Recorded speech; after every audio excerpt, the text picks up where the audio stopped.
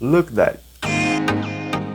Se você não conseguiu ver o erro que existe nessa frase, então este vídeo foi feito para você, porque nele nós vamos ver 11 dos principais erros em inglês que os brasileiros mais cometem.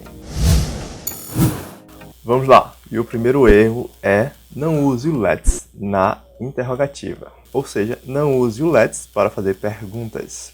Observe, ao fazer um convite ou sugestão como let's, que é vamos, tá? A tradução aqui, não utilize o sinal de interrogação, nem a entonação, né? Nem a entonação vocal de pergunta. Qual é o seu nome? Você é daqui? Quantos anos você tem? Essa entonação de pergunta você não vai usar também no let's. Então, frases como let's eat pizza, let's study together e let's stop estão erradas.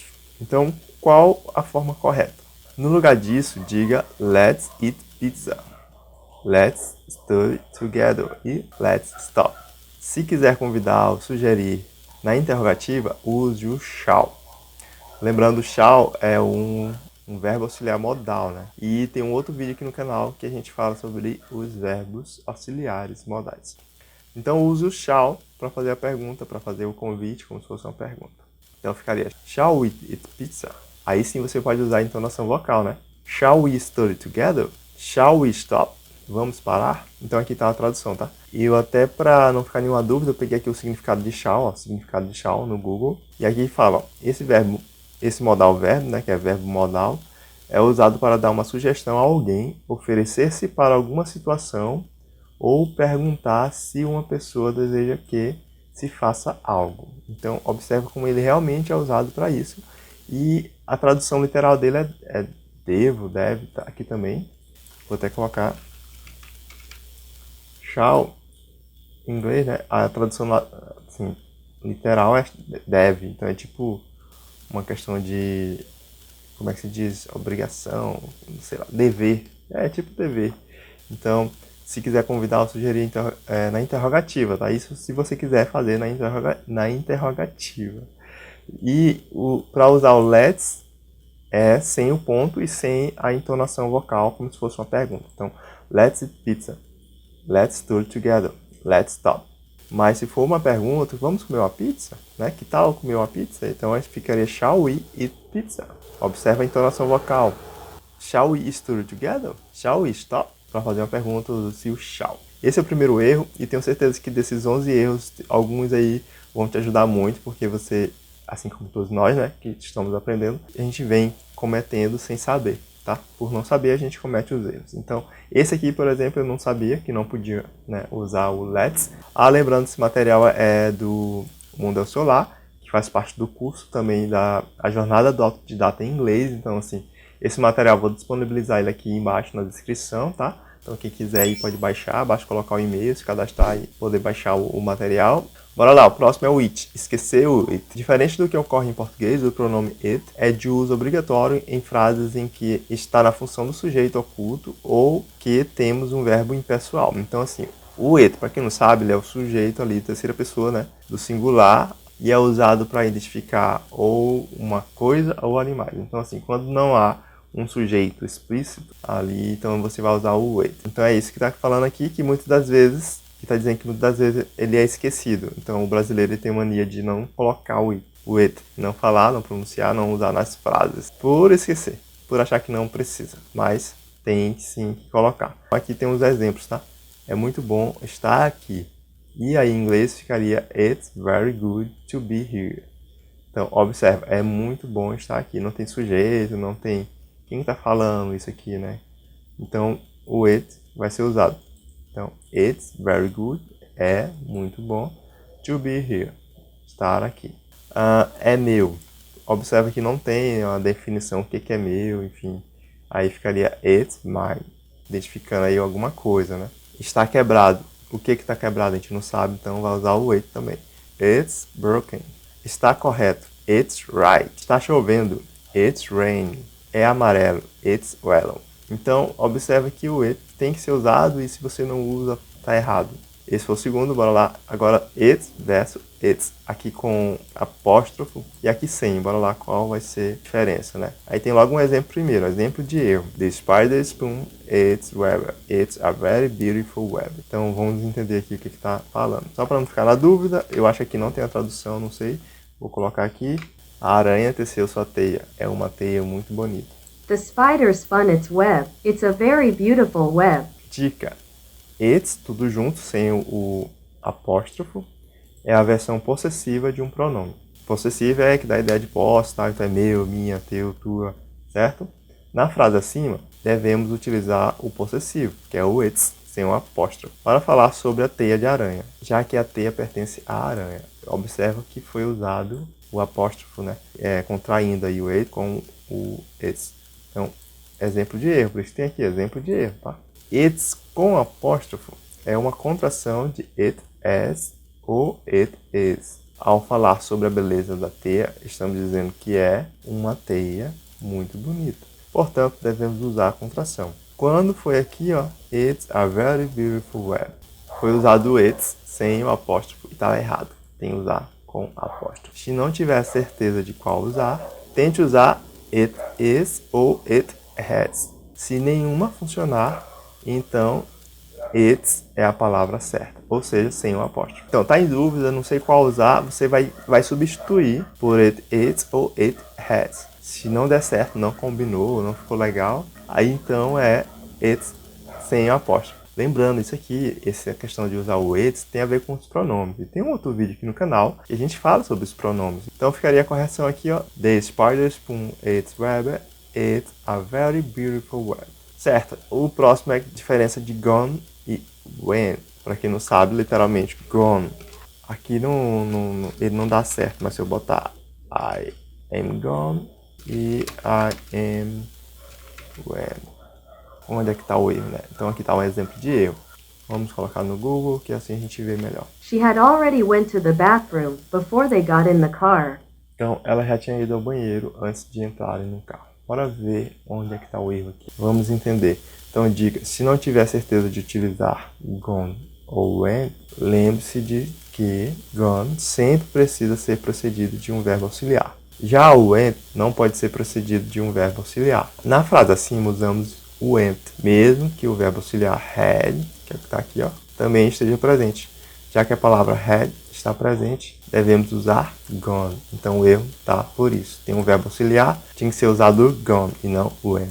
Então, correção, she had already gone to the bathroom. Certinho? Esse aqui é bem legal. What, look e see. Aqui é exemplo de erros, vamos ouvir. Stop watching my private journal. I look at the snow falling. I look at them playing every day. Certo. A diferença entre os três verbos pode ser explicada da seguinte maneira. Que já é a explicação, tá? Para a gente poder usar aqui as palavrinhas. Look significa olhar diretamente para algo. Se avistar algo que vem à nossa vista e que não estamos procurando. E o watch, assistir, observar algo com cuidado. Geralmente, algo que está se movendo. Esse é o significado, né? E é assim que a gente vai usar. Bora ver aqui a explicação melhor. Então, podemos ver, né, o que é o see, alguma coisa mesmo se não quisermos. Mas só podemos ver, que é o look at, algo de propósito. Então, quando a gente olha atentamente para algo, é look. A gente vai usar. E só se for para ver alguma coisa rápida, ou sei lá, aí é o see. Né? Se viu aí seria o see, né? E o watch é assistindo mesmo algo, e normalmente esse algo tá se movendo. Então, bora lá para as correções aqui, ó. Stop looking at my private journal. Então, ficaria, em vez de assistir, é looking, tá? O certo é look. Por quê? Porque a pessoa pegou aquilo e está olhando atentamente, tá? Né? O segundo seria I watch the snow falling, que seria eu olho para a neve caindo, né? Então aqui tá look, tá errado, é o watch, porque a neve está caindo, está em movimento, Observa que aqui é a explicação de watch, assistir, observar algo com cuidado, geralmente algo que está se movendo. Por isso que a TV é o watch que a gente usa, watch TV, ou seja, assistindo a TV, né? Por exemplo, agora você está watch the video. Então você está assistindo este vídeo. I seen they playing every day. Ou seja, aqui ele vai usar o sim, que é vendo, né? Eles. Eu olho para eles jogando todos os dias. E aqui tava look, tava errado. Era sim. Certo, agora o sexto é since ou for. Bora lá. Exemplo de erro. Deixa eu ver a pronúncia aqui direitinho. I have known him for always. I saw him since last year. Since last year. Certo, bora aqui para a explicação agora. Usa-se for se não precisar calcular o período de tempo. E usa-se since se precisar calcular o período de tempo. Bora aqui para a correção, né? I have lived here for 2 months. Você não precisa calcular, você sabe que o período é de 2 meses. Então, eu tenho morado aqui, né? Por 2 meses. I have lived here for 2 months. E o outro, quando tiver que calcular, então você vai usar o since. I have lived here since 1975. Essa é uma curiosidade também do inglês, ó, que a gente fala 1975, no caso, né, 2023. E lá não, eles botam em bloco, então seria 1975, 1975, 75. Imagina, por exemplo, nós estamos em 2023, ficaria 2023. Que ano você nasceu? 2023. É diferente, né? Curiosidade, mas no inglês é assim. Então observe que aqui precisou calcular, vai usar o sim. Bora lá, sétimo. Lost e missed. Lost, missed. Missed. Lost, missed. Missed. Certo, bora lá. As duas palavras podem ter o mesmo significado. Olha só, perdido, esquecido. Porém, o verbo lost deve ser usado apenas quando não conseguimos algo que já tínhamos. Olha só, uma dica bem legal, hein? Se eu já tinha e perdi, vai usar o lost. Exemplo. I lost the car keys. Ou seja, eu perdi as chaves do carro. I lost the car keys. Car keys. I lost the car keys. Perdi as chaves do carro, né? No caso de algo que você já não tinha, utiliza-se o miss. Então, I missed the bus. I missed the bus. Bem legal, né? Então, lost, miss. Eu já tinha, perdi $10, perdi R$10. Então é o loss, que eu tinha aquele dinheiro e perdi. E se eu não tinha aquilo, né? E perdi um avião, perdi um ônibus, perdi o Uber. I missed the Uber. Seria o miss, certo? Bora lá, tá acabando, chegando perto do final. B mudo. Assim como no português e espanhol, temos algumas letras, que são mudas, não pronuncia. A mesma coisa acontece no inglês com a utilização do B em algumas estruturas nominais. Isso aqui a gente até falou em outro vídeo, que são as silent letters, ou seja, letras silenciadas, que tá ali, mas não sai na pronúncia, você não pronuncia aquelas letras. Então, bora lá. Clean, bomb, doubt, no. Observe, não é para pronunciar o B, mas ele tá ali na grafia, tá? Na escrita. Se você não colocar na escrita, tá errado. Tirar esses parênteses só pra gente dar uma olhada de como é que vai ficar a pronúncia. Observe. Climb, bomb, doubt, numb. Observe, não se pronuncia o B. Climb. Não, tá errado. Seria climb. Não sai o B. Bomb. Não sai o B final. Aqui também, doubt. Não tem o doubt. Não é. É doubt. E não. Dá uma vontade de falar, mas não pode falar. Climb, bomb, doubt, numb. O T sai, ó. Doubt. Doubt. Doubt. Não. Climb, bomb, doubt, numb. Viu só? Legal, né? Silent letters. Bem legal esse assunto também do inglês. Bora lá, tá pertinho do final, mais uma dupla negação. Essa aqui também bem legal. Essa eu não sabia, olha só. No inglês formal, é incorreto utilizar duas estruturas negativas em uma mesma oração. O que significa isso? Observe, a regra é simples. Se você for usar estruturas negativas como never e nothing em uma oração, aqui é nunca, nada, tá? Em uma oração, não coloque o verbo na negativa. Bora pro exemplo que é melhor, né? Então, I don't know nothing about it. Tá errado, por quê? Porque eu tô usando negação aqui, com o verbo auxiliar, né? Eu não sei. E tô usando a palavra nada. Então, eu não sei nada sobre isso, né? I don't know nothing about it. Logo, é correto dizer o jeito certo agora aqui, tá? I know nothing about it. I know. Olha só que não tem mais o don't, né? I know nothing about it. Ou se eu for usar o don't, ficaria I don't know anything about it. E o significado, vou colocar aqui a tradução. I know nothing about it. I don't know anything about it. Eu não sei nada sobre isso, não sei nada a respeito. Certo? Então, bem legal isso daí, né? Bora lá, tem mais uma, idade. Essa aqui também é muito interessante. Ah, deixa aí no comentário se você sabia aquela lá, tá? Você sabia que não podia colocar duas negações aí nas frases em inglês. Essa eu não sabia. E não pode. Idade. Em inglês, quando falamos sobre idade, precisamos usar o verbo ser e não o verbo ter, como fazemos no português, né? Eu tenho tantos anos. E no inglês não, eu sou tantos anos. Dica infalível. Para resolver essa questão, pense na idade como adjetivo. I am beautiful, ou seja, eu sou bonito, lindo. I am short, eu sou baixo. I am tall, eu sou alto, tá? I am intelligent. E I am 40 years old. Então, é bem interessante, né? Então, se a gente for falar que alguma pessoa tem tantas idades, a gente vai falar que ela é. I am 40 years old. She is 30 years old. Vamos lá. Plural. No inglês, assim como no português, geralmente adicionamos o S quando colocamos uma palavra no plural. No entanto, no inglês, há palavras que são irregulares e não seguem essa regra, ou seja, não vai permitir que coloque o S aí no final. E ao invés de ganhar um S, mudam um pouco de forma. E aí é que complica, né? E a gente fica se perdendo com tantas palavras. Alguns exemplos de palavras como essas são child, no plural delas é children. Child, children. Que é person e people. Person, people. Que é man e man. Man, men. Agora aqui do woman já é mais fácil, observa. Assim na questão da pronúncia, né? De identificar que está falando de mulher e mulheres. Woman, women. Woman, women. Agora de man é bem difícil. Woman, women, man, men, person, people, child, children. Ó, errado, aqui tem outro exemplo, tá errado. I saw 4 peoples in the room. Peoples, ó, faltou peoples.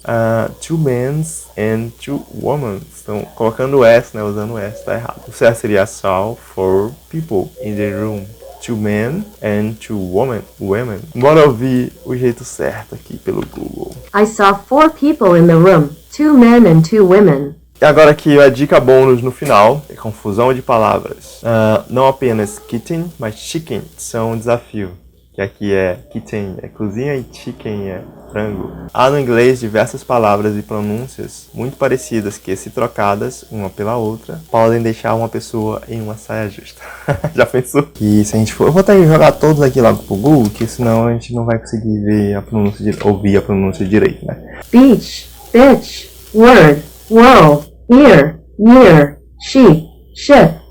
Só bem parecido, né? A pronúncia é bem complicada aí, só treinando, praticando, tá? Pra melhorar essa questão, mas tem que ter esse cuidado, porque senão você pode falar beach. Pra falar praia, vai falar beach, que é cadela, só. E são bem próximas. Beach, bitch. E aqui são só alguns exemplos, tem mais palavras que têm sons parecidos e a gente tem que tomar esse cuidado. Tá? Não esquece de deixar seu gostei, se gostou desse vídeo, deixar um comentário aí. Eu sou o Thiago, essa é a minha trajetória no inglês e a gente se vê no próximo vídeo. See you!